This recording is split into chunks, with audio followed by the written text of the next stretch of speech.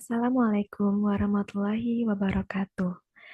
Perkenalkan, saya Fauzia Melagustin dengan NIM 23053128 akan mempresentasikan hasil dari mind mapping dan artikel dari tim 2 ADP yang berjudul Perkembangan Media Pembelajaran dan TIK di Satuan Pendidikan di Indonesia. Baiklah, yang pertama ada sejarah perkembangan media pembelajaran di Indonesia. Perkembangan media pembelajaran di Indonesia dibagi menjadi tiga era. Yang pertama ada era pradigital. Media yang digunakan adalah media tradisional seperti papan tulis, buku, teks, dan alat peraga sederhana yang menjadi dasar pembelajaran. Bransford, Brown, and Cooking pada tahun 2000 menekankan bahwa media yang interaktif bahkan di era pradigital meningkatkan pemahaman konsep secara lebih efektif dibandingkan media pasif. Yang kedua ada era awal digital. Pada era ini, laboratorium komputer mulai masuk ke sekolah, terutama di perkotaan. CD interaktif dan multimedia sederhana membantu visualisasi konsep abstrak dalam sains dan matematika. Bates tahun 2015 menekankan pentingnya guru memahami teknologi agar media digital bisa dimanfaatkan semaksimal mungkin, bukan hanya sekedar menampilkan informasi. Dan yang terakhir, era digital modern. Era ini ditandai dengan internet, e-learning, LMS, dan konten digital interaktif. Pandemi COVID-19 mempercepat penggunaan Zoom, Google Classroom, dan platform daring lainnya. Trilling and Fadel pada tahun 2009 menekankan bahwa pembelajaran abad 21 membutuhkan media yang mendukung kreativitas, kolaborasi, dan komunikasi siswa. Baiklah, materi selanjutnya yaitu perkembangan media pembelajaran dan TIK di Indonesia. Menurut Budi Murtiasa dan kawan-kawan pada tahun 2021 dan Trivalina pada tahun 2015 menunjukkan bahwa media berbasis TIK tidak hanya berfungsi sebagai alat bantu visual, tetapi juga mampu meningkatkan keterlibatan dan hasil belajar siswa. Buku karya Bambang Robiin dan kawan-kawan pada tahun 2024 menegaskan pentingnya pengembangan media berbasis ICT melalui e-modul, aplikasi interaktif, hingga kuis digital. Namun, beberapa kendala masih dihadapi, antara lain keterbatasan infrastruktur atau akses internet dan perangkat, kesenjangan digital antar sekolah, serta rendahnya keterampilan digital sebagian guru. Hal ini mengindikasikan bahwa transformasi digital di pendidikan memerlukan dukungan kebijakan, pelatihan, dan penyediaan sarana yang memadai.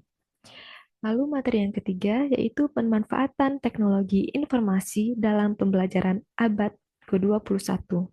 Pemanfaatan TIK dalam dunia pendidikan abad 21 tidak hanya sekedar mendukung penyampaian materi, tetapi juga berorientasi pada pengembangan keterampilan 4C, yaitu critical thinking, creativity, collaboration, and communication. Menurut Banarsari, pada tahun 2022 dan JPT pada tahun 2023, TIK memungkinkan siswa untuk A. Mengakses informasi secara luas dan cepat. B. Berkolaborasi dalam pembelajaran daring. C. Mengembangkan kreativitas melalui pembuatan konten digital. Dan D. Melatih keterampilan berpikir kritis melalui problem-based learning berbasis teknologi. Lalu yang keempat, materi yang keempat adalah analisis keterkaitan pemanfaatan TIK dan media pembelajaran dengan pembelajaran abad 21. Pemanfaatan teknologi informasi dan komunikasi atau TIK serta media pembelajaran digital memiliki keterkaitan yang erat dengan tuntutan pembelajaran abad 21 yang menekankan penguasaan kompetensi 4C atau 4C, yaitu critical thinking, creativity, collaboration, and communication. Integrasi TIK dalam proses belajar mengajar memungkinkan terciptanya pembelajaran yang lebih interaktif, kontekstual, dan berpusat pada siswa. Melalui penggunaan alat seperti video pembelajaran, presentasi interaktif, dan platform digital, guru dapat meningkatkan motivasi serta hasil belajar siswa. Selain itu, TIK mendukung kolaborasi antar siswa melalui proyek digital dan diskusi daring. Baik, yang terakhir yaitu studi kasus dan contoh implementasinya.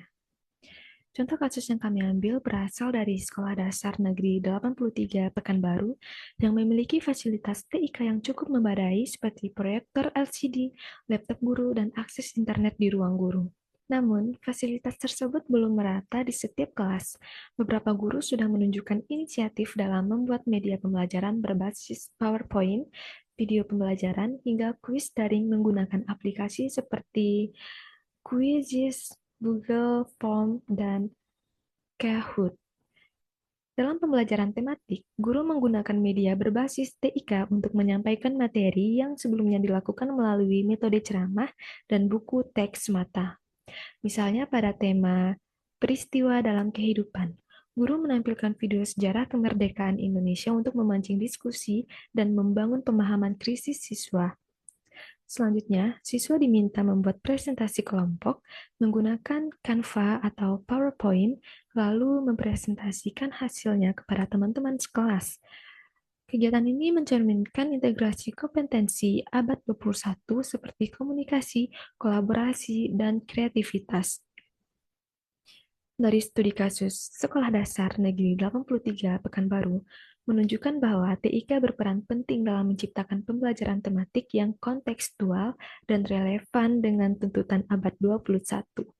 Dengan dukungan yang memadai terhadap guru dan infrastruktur, pemanfaatan media pembelajaran digital dapat menjadi pendorong transformasi pendidikan yang signifikan di sekolah dasar.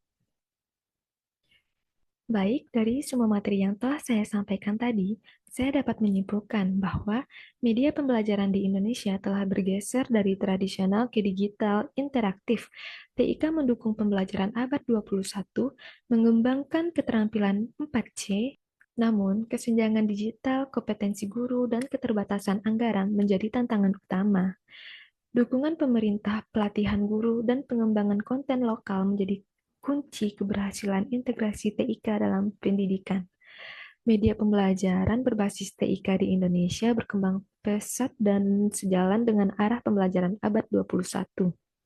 Meski menghadapi tantangan infrastruktur dan kompetensi, keberadaannya mampu memperkuat keterampilan 4C, meningkatkan kualitas pembelajaran, serta menjadikan pendidikan lebih interaktif, fleksibel, dan relevan dengan kebutuhan zaman.